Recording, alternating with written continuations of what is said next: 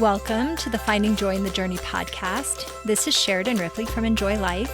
I'm a wife and a mother of 3 boys ranging from 22 down to 14. I'm an author of 5.5 books, and I love to teach my online classes, and I also enjoy one-on-one coaching.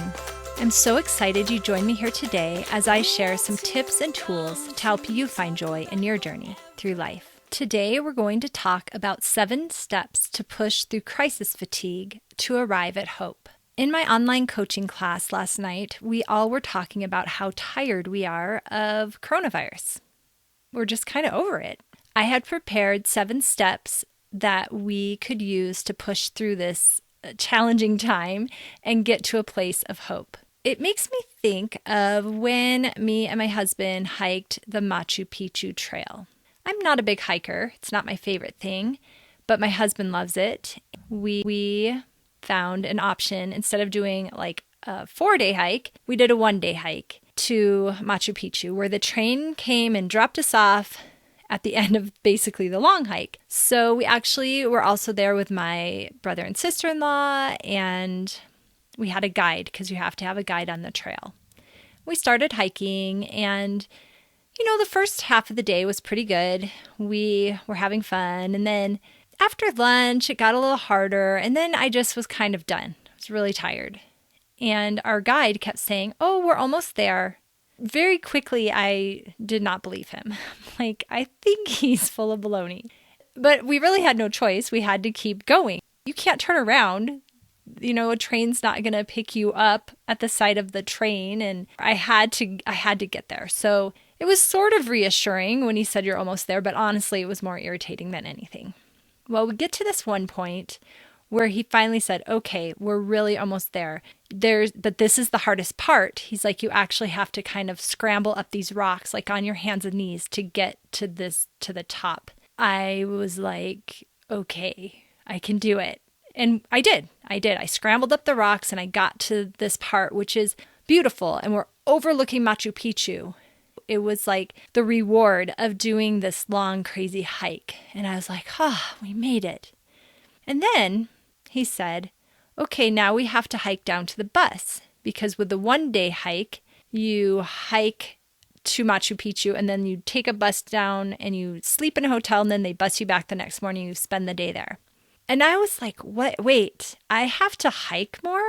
What are you saying?" Because I was done. I'm like, "We've arrived. I'm here." And then suddenly he's like, "No, there's another hour hike to get to the bus. And we have an hour and 10 minutes to get there because the buses are going to leave." I was so angry. I can't even tell you. It almost ruined it. But again, I had no choice. I was exhausted, and there were rocks. It was not an easy hike down. I kept stumbling, but I made it. I made it to the bus. I got a good night's sleep. And then the next day we went back to Machu Picchu and had really a pretty beautiful time. It was amazing. I loved Peru. I loved Machu Picchu. I do suggest going, though if you're not a hiker, I say skip the hike and just don't do that part. But my husband loved it, and it's okay. One day I'll share another story of how that was a very meaningful hike for me in many ways. But that's not part of this story, though maybe it should be part of this story. Let me think about that for a second. Okay, so maybe it is part of this story, guys, which I didn't say last night in class because I didn't think of it till right now. But when we were planning on the hike, my life coach was noticing that I was really just doing it for Rob. I'm like, "Well, I'm just going to do this for Rob." And I didn't really have the most excited attitude about going. And she said, "You need a different motivation for going. You can't just go do this hard thing for Rob. You have to do it for you. You have to have a deeper meaning for you." And so I remembered that this hike was going to be about the time that I would have had a baby, because I'd had a miscarriage a few months previous, and the baby would have been due right about the time of that hike. So I decided to dedicate the hike to this baby that I lost. And I remember as I was hiking the trail, it was very hard, but I kept thinking how much it's like birth, right? Birth is hard. You never know when it's actually going to happen, and you think you're almost there, and then you're like, "Okay, I'm pushing," but then pushing takes 3 hours or, whatever. And so I just remember kind of tapping into that birth power, like I was birthing something. And I kept picking up rocks along the way that jumped out at me. And then when I got to the end, I built a little rock tower in honor of this baby I'd lost. And having that meaning to the hike gave me courage and strength to push through the hard parts. And I guess gave me the motivation to do it and gave me a deeper appreciation of the challenge of it. Just as when I'm a doula, I often will say to my clients, you're doing great, you're almost there. Even though I don't know, maybe it's going to be 10 more hours, maybe it's going to be 10 minutes. But my job is to encourage my doula clients. So just like this guide's job was to encourage me and say, you're almost there, keep going, you can do it. So he was doing his job. Just like my doula clients sometimes get irritated with me, I was getting irritated with him. When I talked about this last night, not about why I did the hike, but we talked about how often, and especially now with coronavirus, we feel like maybe we're running in a hamster wheel. And the finish line is so vague. We don't even now know what the finish line is supposed to be. We thought we're going to be in quarantine and then it's going to fade away and we'll be able to go back to normal life. But right now where we're at, we don't know. So I found this great quote about crisis fatigue with coronavirus. And Gallagher says, and I'll put a link to it in the show notes. She said, or he said, I can't remember if it was a he or a she. For most of us, if there's a clear end in sight, it's a little easier to gather the necessary energy to cope in the short term. But when a crisis crosses over into a more of a chronic crisis, it is more difficult to tap into those energy reserves. A lot of people are starting to ask some of the more existential questions like, what are we going to do? And is this the new normal? How do we proceed as a culture? So for me, that really resonated, the not having a clear end in sight. Kind of like when you're hiking a mountain and you have no idea where the top is. For us, when I go hiking with my husband, we have a GPS unit and he can show me we have this much farther to go. And I'm like, oh, good, that's like 1 inch. I can do that. Which, of course, it could be 2 miles, right? Depending on the scale of that little map I'm looking at. But right now, we don't even know what the end is supposed to look like. So a lot of us are experiencing this crisis fatigue. I feel almost like I'm on more of a ride at the carnival, like those spinning swings where at first it's fun, but if I had to be on that for like 2 years, it would not be fun. I don't even know if the beginning of this was fun at all, but at least it was something new and novel, but that has completely worn off. So I'm in this new stage of just wanting to kind of give up, just losing my energy to persevere. Again, last night we all shared ideas and came up with these 7 steps to help us to keep on pressing forward. Number 1, keep your energy. We only have so much energy to use throughout a day, so how do you want to spend yours? In March, when this started, I started 3 classes. I started my Essentials to Enjoy Life online coaching, and then I had 2 of my more advanced coaching, Hardwired for Happy classes that I started. Well, I quickly went down to 2 and then went down to 1 because where I'm at right now and having Bryson home with me, and at the time I was helping him with school and everything, I realized I only had so much energy, so 1 coaching class a week was plenty. Think of the things that you want to use your energy on. Think of something that you can do to help you stay sane and make you feel good. For me, doing my online coaching really helps me to feel good like I'm helping other people, and I have connections. Because I'm doing it with my more advanced students, I already have these relationships, and it's meeting with friends once a week to support one another. Also, sometimes finding something you can have control over can give you energy, so you're not just using it and like losing it. So some people were talking about how like organizing their house or having something on their list that they can do and focus on and complete it, like check it off. And that getting something done is a comfort. Another thing that I have thought about is I do my M powers every day. And I have a whole podcast on that. And in fact, if you want, I have a free online class you can take to set up your empowers, which are spiritual daily goals of meditation, prayer, writing in your journal, and reading your scriptures. And I realized that that is an expending of energy, but it really fills me up. And lately I've been a little lazy with them. I'm still doing them, but not as deeply as I'd like to. So I want to step that up a notch because I want to use my energy intentionally. And I know by expending a little more energy there, I'm actually going to gain a lot more energy. Also, one of my friends who has lots of little kids at home was talking about how when she can be flexible in her priorities and willing to let go of plans that she's made for the day, if her child maybe needs something else, that flexibility helps her to preserve her energy. If she tries to fight against that child's needs, it drains her too much.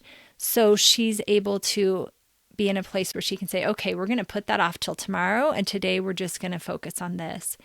And for her, that's really helped her preserve some of her energy. Number 2, keep laughing. Laugh every day. So that looks different for everybody. For me, it means I watch a Holderness family video on YouTube every day. I never watched them before quarantine. I love them. They make me laugh. It just gets my mind off of things. Even though they're sometimes singing about quarantine, it's just funny. Some of my friends were saying they like to watch The Office, or they do watch funny movies, but they avoid scary movies or crime movies. Of course, memes can always bring a little chuckle too. So whatever helps you to laugh, keep laughing. And now, number 3, keep taking care of yourself. What is something that feels like you are pampering yourself that you can do at least once a week? I thought of naps. It feels good to take a nap. It's not something I do every day, but when I do take one, it can be rejuvenating. Some people were talking about getting their nails done or doing their own nails if they can't go out to get that done. Going into nature is a great thing. For me, music is so taking care of myself. I love listening to podcasts. However, I remember when I was moving last year, God was very clear with me. He's like, do not listen to podcasts in this season. He's like, only listen to spiritually uplifting music. So I shifted, and usually I'd listen to podcasts when I drove places, and I did a lot of driving, preparing for the move and bringing things to Goodwill 100 times. But instead, I listened to spiritual music, and that fed me in a different way than podcasts did. And that's what God knew I needed at that time. Reading a book. My one friend who's in California goes to the beach and reads. I read in my little gliding chair, and it just makes me so happy. Going on a walk, walking with a friend or walking by yourself. One of my students was saying how she usually takes her little boy on a walk in the morning when she walks the dog, but sometimes she's like, you stay home, and that's when she'll listen to her podcast or have some alone time, right? So, and if you can't walk with a friend in person, give a friend a call and walk that way. Doing a hot bath, getting some bath bombs, hammocking, using a weighted blanket. This was something that a lot of people really were like, oh yeah, I love that. And I'm like, oh, I'm maybe going to have to try that again. Doing puzzles, coloring. There are so many different ways that we can do self-care. And you need to figure out what feeds you in that way and make sure you take time to do that at least once a week. Okay, so we had keep your energy, keep laughing, keep taking care of yourself.